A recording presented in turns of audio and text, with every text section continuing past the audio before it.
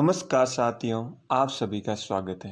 दोस्तों, आज हम लोग अगला टॉपिक लेके आए हैं जो कि हमारी सीरीज है 700 प्लस की 2023 तक जो भी इम्पोर्टेंस टॉपिक्स होंगे उसको हम लोग कवर करेंगे। और जल्दी हम लोग इसी चैनल पर मिनी टेस्ट सीरीज मतलब छोटी टेस्ट सीरीज जिसमें करीबन आपको 2100 plus important static plus current के सारे टॉपिक्स कवर किए जाएंगे। तो आज हम लोग बात करेंगे एक तो विंडफॉल टैक्स के बारे में और एक जवाहरलाल नेहरू पोर्ट है वो न्यूज़ में क्यों रहा उसके बारे में बेसिक्स और करंट दोनों बात करने वाले हैं। तो आज का हमारा पहला पॉइंट हम लोग पढ़ेंगे। जैसा कि हम लोगों को पता है कि हमारा ये छठा टॉपिक है। इससे पहले अगर आप लोगों ने वीडियो नहीं देखा तो उसका पीडीएफ टेलीग्राम पर मिल जाएगा और वीडियो इसी चैनल के प्लेलिस्ट में मिल जाएंगे सारे के सारे। ठीक है ना। तो अब हम लोग टॉपिक स्टार्ट करते हैं। Windfall tax. विंडफॉल टैक्स को न्यूज़ में अभी रहा क्यों पहले वो समझ लेते हैं, फिर ये होता क्यों है उसके बारे में समझते हैं। वैश्विक मंदी की आशंका के बीच कच्चे माल की कीमतों में कमी के साथ भारत सरकार ने डीजल और विमानन टरबाइन ईंधन एविएशन टरबाइन फ्यूल एटीएफ पर हाल ही में लगाए गए उपकर और शुल्कों में कटौती की है और पेट्रोल के निर्यात पर उपकर हटा दिया गया है। तो ये इस पर है ना कुछ चेंजेज किए थे, तो इसीलिए इस पर ये इसको न्यूज़ में रहने का रीज़न था।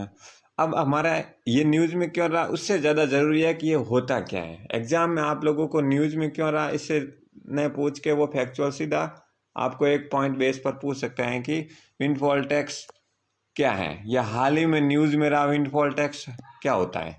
ठीक है ना। तो अब हमको इसको अब मेन पॉइंट हम लोग समझने की कोशिश करते हैं। विंडफॉल टैक्स ऐसी कंपनियों या इंडस्ट्री पर लगाया जाता है जिन्हें किसी खास तरह परिस्थितियों में तत्काल काफ़ी लाभ होता है।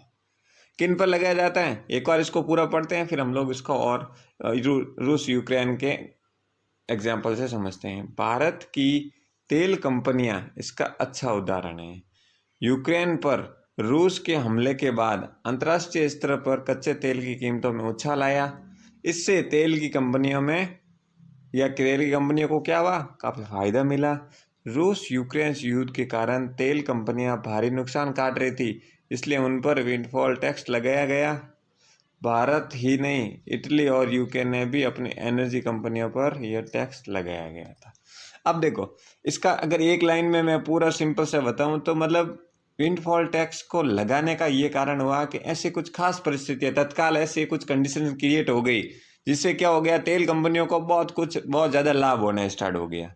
जैसे कि रूस यूक्रेन में आपको पता है कि अभी जो युद्ध हुआ था, अगर मैं इसको एक लाइन में आपको समझाने की कोशिश करूँ तो देखिए, विंडफॉल टैक्स किसी विशेष कंपनी या उद्योग को अचानक बड़े मुनाफे पर लगाए गए उच्च कर है। अब आप सोच रहे होंगे कि भाई रूस यूक्रेन का इससे क्या संबंध है। अब देखो इसको हम लोग अपने लैंग्वेज में समझने की कोशिश करते हैं।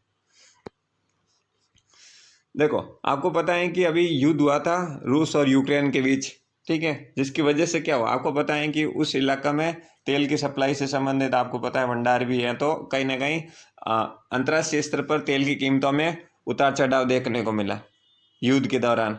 तो इससे क्या हुआ उनकी कंपनियों को भाव तो बढ़ गए, भाव बढ़ेंगे तो उन कंपनियों को अचानक मुनाफा स्टार्ट हो गया, तो ऐसी कंडीशन क्रिएट हो गई, उनको बहुत ज़्यादा लाभ हो गया। तो उस लाभ को बैलेंस करने के लिए ये गवर्नमेंट के द्वारा इस टैक्स को ऐड किया जाता है बस। ठीक है ना, ये समझ गए होंगे। मतलब अचानक किसी बड़े मुनाफे पर ये इस प्रकार का टैक्स लगाया जाता है, उसे हम लोग विंडफॉल टैक्स। क्लियर है। तो ये हमारा छोटा सा पॉइंट था लेकिन इंपॉर्टेंट पॉइंट था।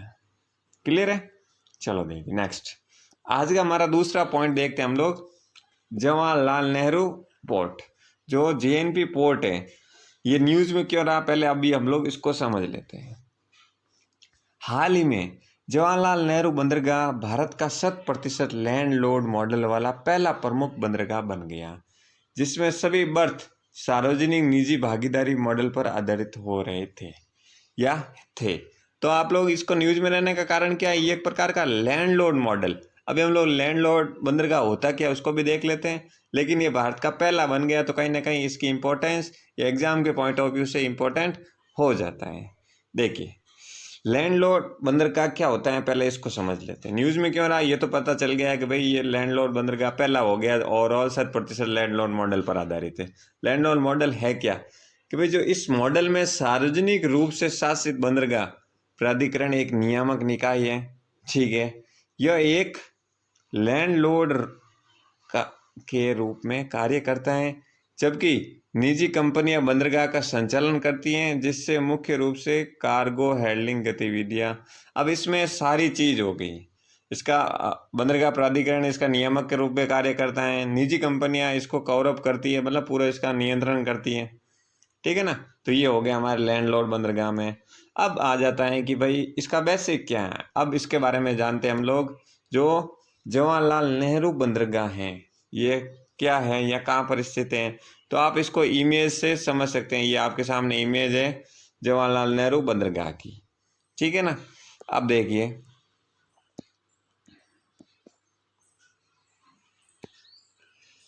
यह नवी मुंबई में स्थित है।